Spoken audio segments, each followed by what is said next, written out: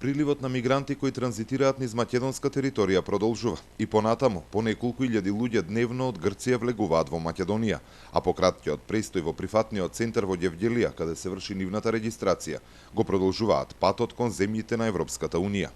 Само во последното деноноќие, МВР има издадено нови 2243 потврди на странски државјани за искажана намера за поднесување на барање за признавање право на азил. Ги има од сите возрасти, а според државјанството, сириците и понатаму се најбројни. Доаѓам од Сирија и планирам да отидам во Шведска. Таму е моето семејство. Слушнавме дека има засилени контроли на некои граници, но се надеваме дека Хрватска ќе биде отворена и ќе може да продолжиме понатаму. Во мојата земја има војна и воопшто не е добро за луѓето таму. Затоа планирам да отидам во Германија. Одиме кај нашите семејства. Прифатниот центар во Ѓевѓелија вчера го посети еврокомесарот Јоханес Хан, кој изрази задоволство од организацијата на центарот и начинот на кој Македонија досега се справува со бегалската криза.